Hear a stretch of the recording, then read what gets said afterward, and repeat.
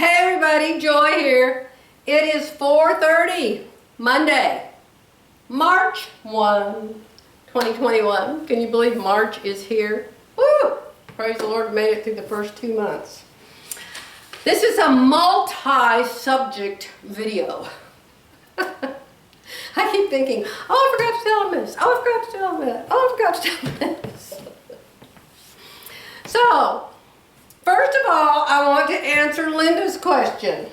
She said, I just read it.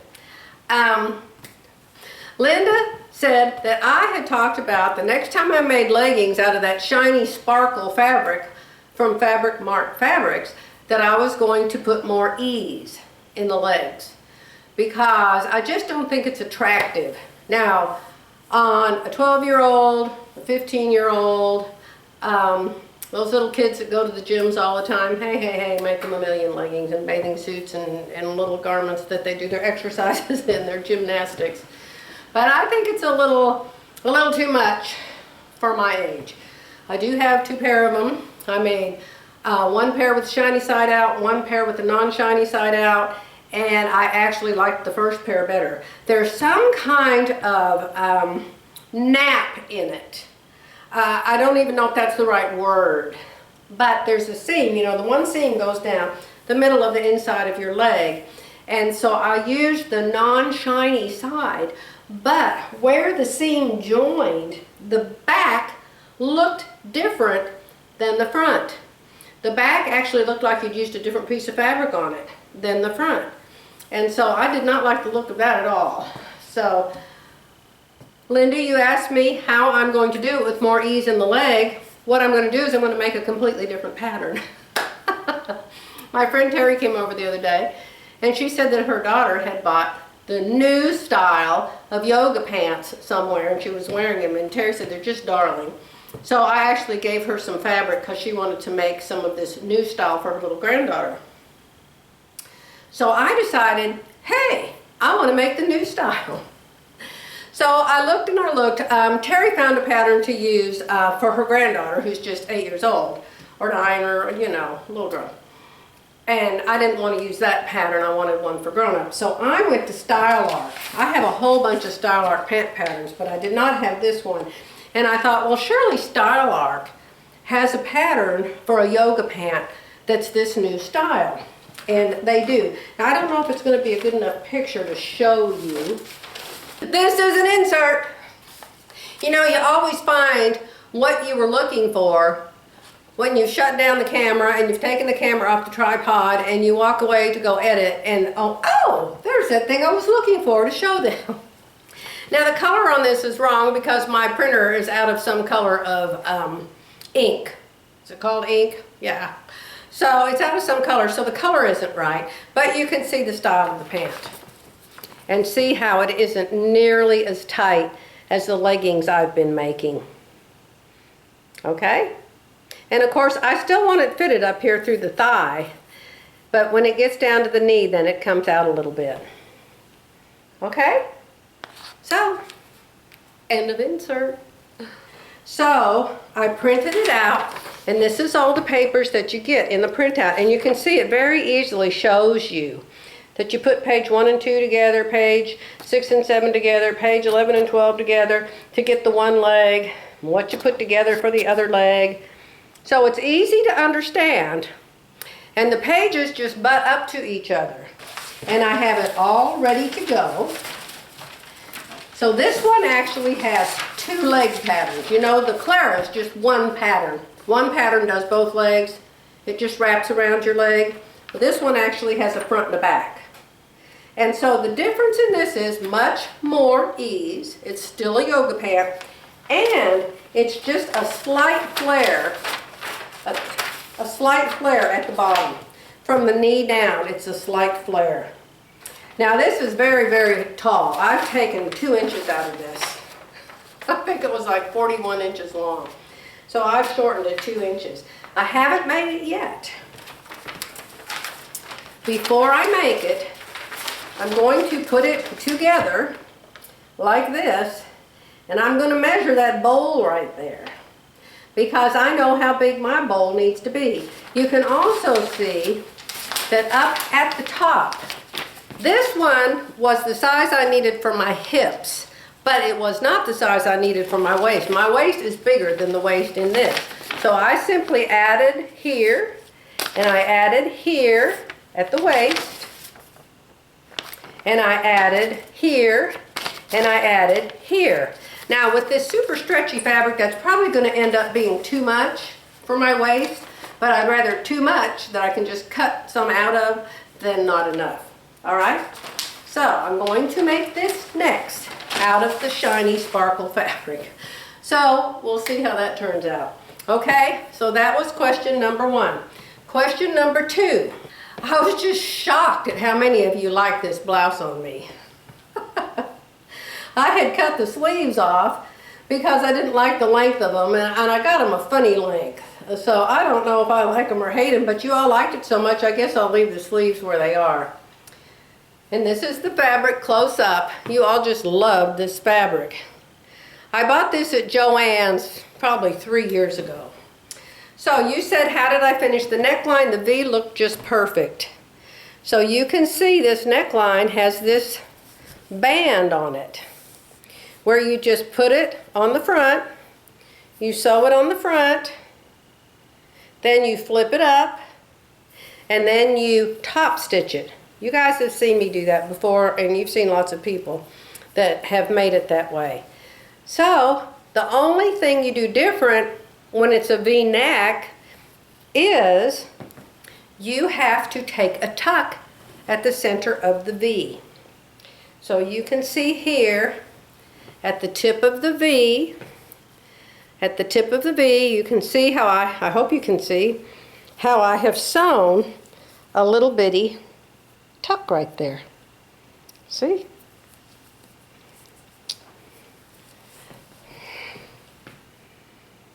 See how they take that little tuck right there? I hope it shows.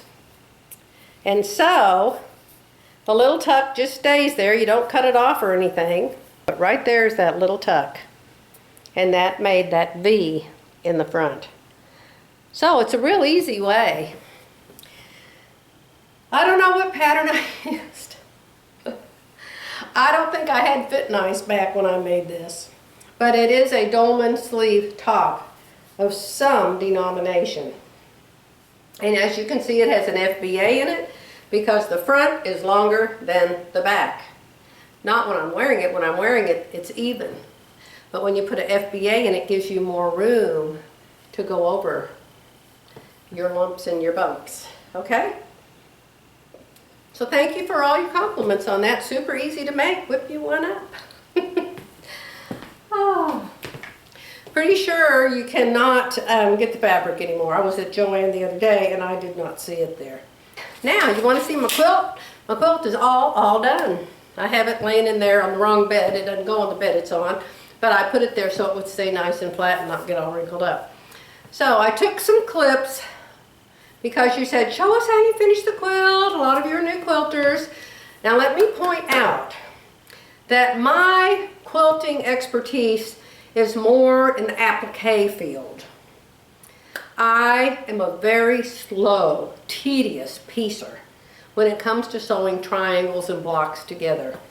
I don't know what it is, but I just have all kinds of issues. Unless I have a pattern saying, press this way and press this that way, and I didn't have that, the seams are never going the right way for some reason.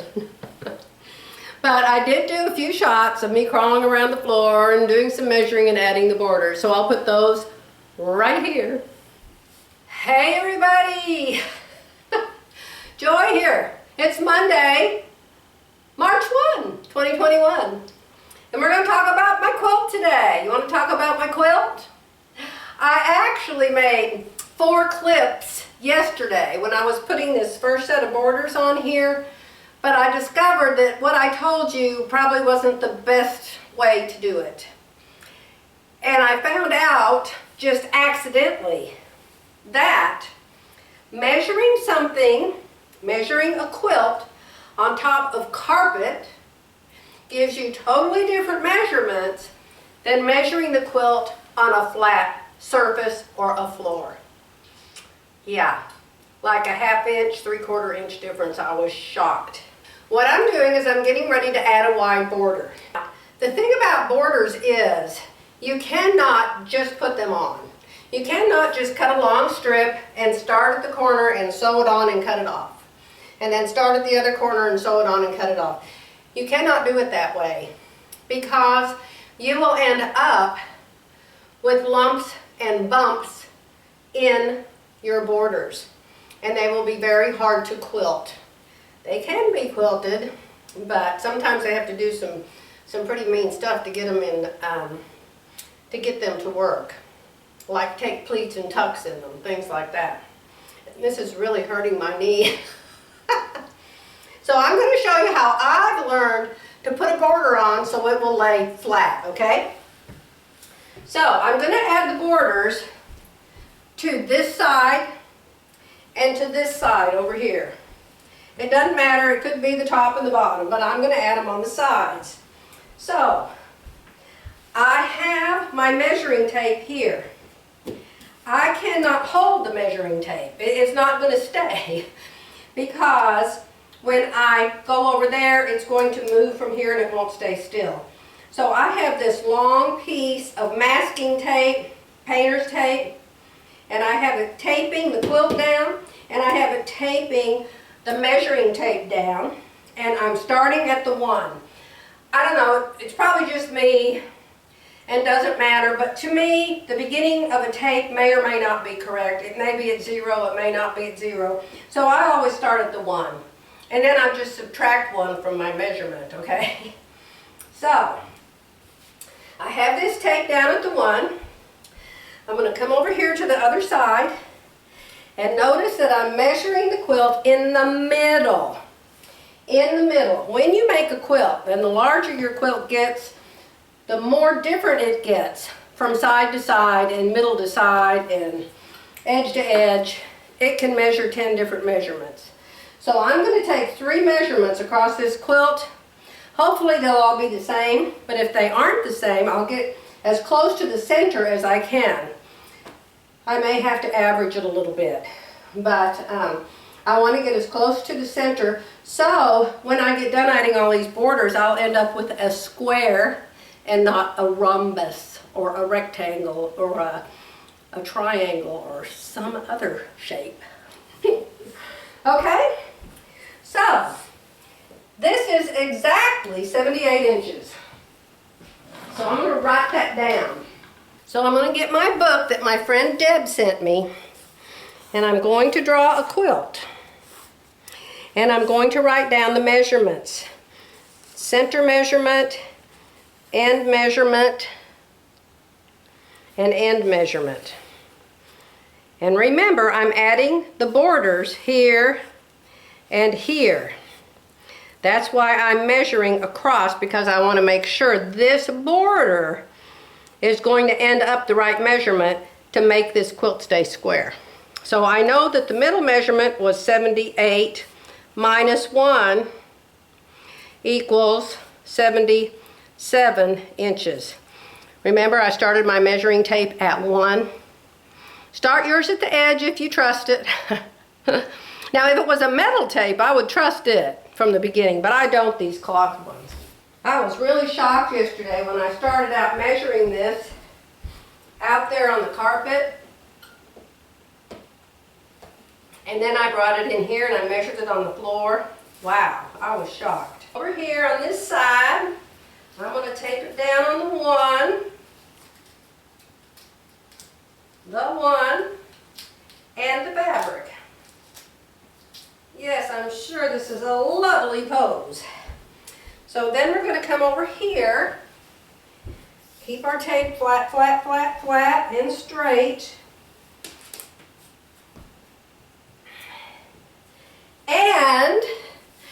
And if you're really, really, really lucky, it'll be the same as what you measured in the center, and it is. It's 78. Yay! That's awesome!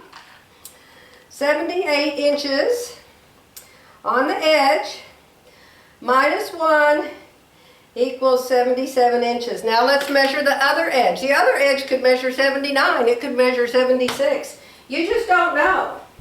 So now we're going to go over here to this edge, and I'm going to tape it from the other side so I don't run into the long arm table.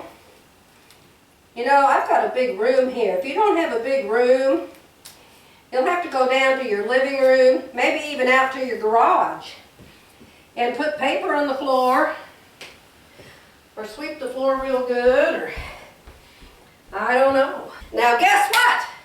It's 2 miracles in one day. Both edges measure 78, just like the center. So my border on this edge and my border on this edge are going to both be pre-cut to 78 inches. Then I'm going to do like a knit neckline, and I'm going to fold the border in quarters, and I'm going to fold the quilt in quarters, and then I'm going to add those borders on. Now you can understand that for the other 2 sides I will have to remeasure the quilt after the borders are put on, because it will be 10-12 inches longer by then. Okay? So I'm going to cut my strips, and I'll put them on those 2 ends, and then we'll come back and see how good a job I did. So you can see I have a border on this end, and I have a border on this end. Isn't it pretty? So now I have to measure it, including those 2 borders. Yeah. So we're going to start in the middle. I ought to just measure once and trust myself, huh? It's been coming out so good for me. Okay, so we're going to start at 1 again. And we're going to go through the center, which is right there. Start at 1. Becky just called me. She said, oh, I just cut my border 4 inches longer and start in the middle. Well, I don't know. Neither one of us makes show quilts. So, you know.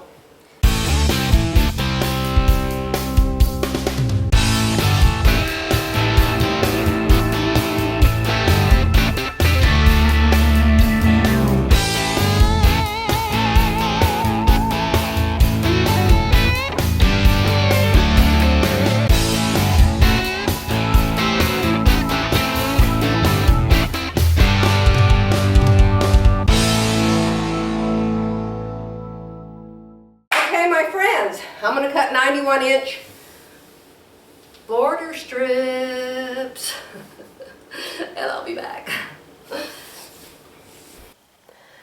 There it is. Yes, I realize the gold doesn't go with it. But remember, this is not the room it goes in.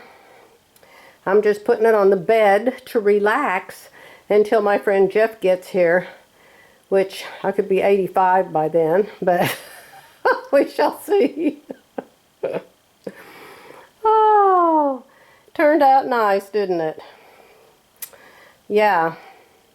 So the borders look great. You saw how I measured them. So they will lay really, really flat on the long arm machine when I go to quilt it.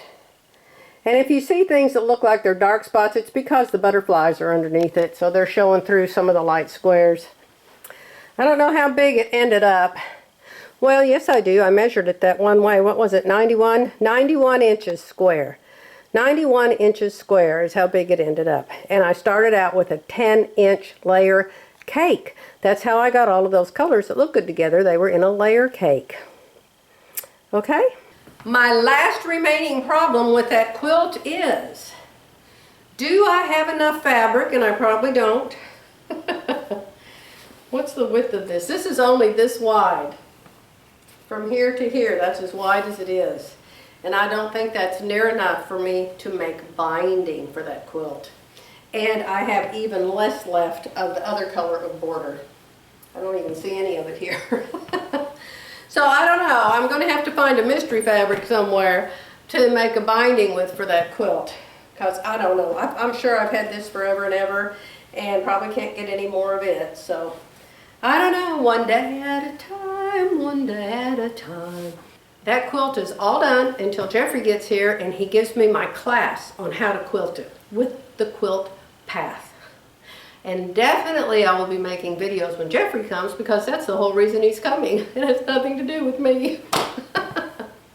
Okay, this is another insert to answer another question.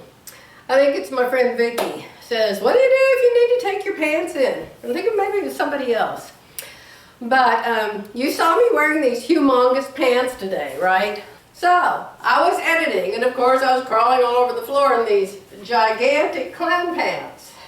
I made these when I was 10 pounds heavier, and maybe bigger than that, I don't know. Goodness, it looks like I made them for two of me. But I thought, oh, well, several people have asked me, what do you do if your pants are too big and you want to take them in because you lost weight? Okay, so this is original. I haven't done anything on this side. See, they're just huge, huge. So, this side I have taken in. I took the hem out just for a couple inches on this seam, and I took the hem out just for a couple inches here, and I unsewed the crotch. Then I simply took a whole ½ inch bigger seam all the way up here and a whole ½ inch bigger seam all the way up here.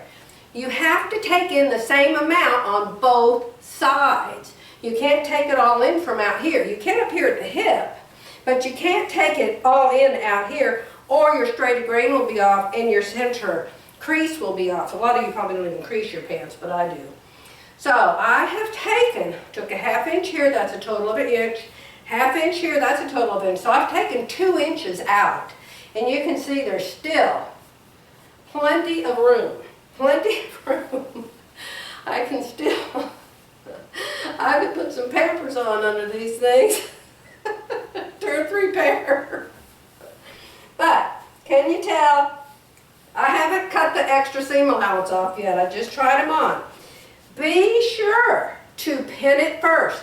I just pinned it a little bit here, and then I went down to the bottom and I pinned it here, and then I made sure I could get my foot in and out. I didn't take it in so much I couldn't get my foot in and out. This is a woven. This is not knit, okay? So I could still take it in some more, but I'm not going to.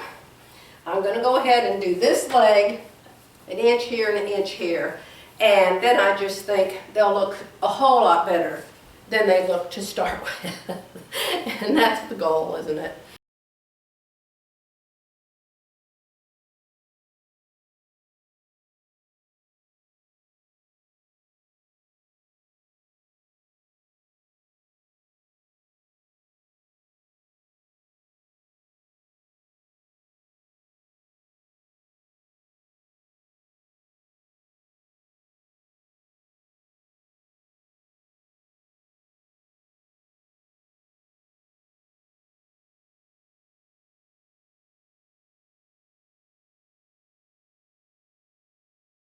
Okay, goodbye for now, my friends. I'll be back soon, and I'll show you my new style of yoga pant called the Becky, named after my friend Becky at Power Tools, I'm sure. No.